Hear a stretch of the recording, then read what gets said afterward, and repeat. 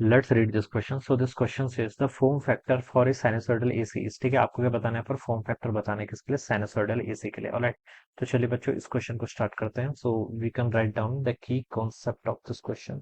इस क्वेश्चन का key concept क्या हो जाएगा, फॉर्म फैक्टर हो जाएगा, ठीक है। Form factor, this would be the key concept.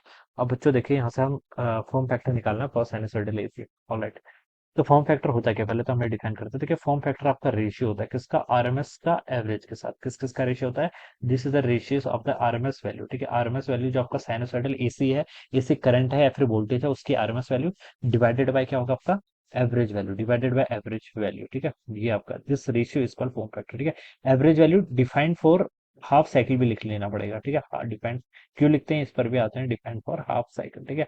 Half cycle लिखना जरूरी है, ठीक है, अदरवाइज तो इनफाइनाइट हो जाएगा फिर फॉर्म फैक्टर, ठीक है। हाफ साइकिल इसलिए लेते हैं ना क्योंकि देखिए अगर कोई साइनसोइडल फंक्शन है, साइनसोइडल फंक्शन का अगर हम एवरेज लेंगे तो ये टोटल एवरेज तो जीरो के इक्वल ही आएगा ना, ये तो ऑब्वियस है, क्योंकि जितना पॉजिटिव हाफ साइकिल में उतने नेगेटिव हाफ साइकिल में, इसलिए हम आधे के लिए डिफाइन करते हैं, ठीक है। तो इसको देखिए हम इंटीग्रेट कर सकते हैं, साइन एक्स का ग्राफ आपको मतलब पता ही है वैसे भी, two V nought by pi के इक्वल आता है अगर वोल्टेज की बात करें, और करंट की बात करें तो two I nought by pi के इक्वल आता है, ठीक है। वो स्टैंडर्ड वैल्यूज हैं, ठीक है।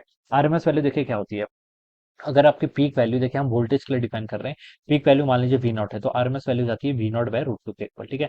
तो आरएमएस वैल्यू कितनी होगी, V nought by root two ऊपर पुट कर लीजिए, divided by average value. Average value किसके इक्वल होती है आपकी, two V nought by pi के इक्वल होती है। किसके इक्वल होती है, two V nought by pi, ठीक है। इसको हम हाफ साइकिल के लिए डिफाइन करते हैं। तो ये टर्म यहाँ से आ जाएगी, वी नॉट से बच्चों वी नॉट कैंसिल कर लीजिए, क्या बच रहा है ऊपर, one by root two times आपका टू बाई पाई हो जाएगा ना, ये वैल्यू हो जाएगी, इसको ऊपर लेके जाएंगे तो pi divided by two times root two के इक्वल आएगी। ये इसका आंसर होना चाहिए, जो कि देखिए आपको बी ऑप्शन पे गिवन किया हुआ है। Alright, so this would be the answer of this question. ये क्या रहेगा, इस क्वेश्चन के करस्पॉन्डिंग आपका यहाँ से करेक्ट आंसर, ठीक है। So I hope you all understood this concept. All the best and thank you so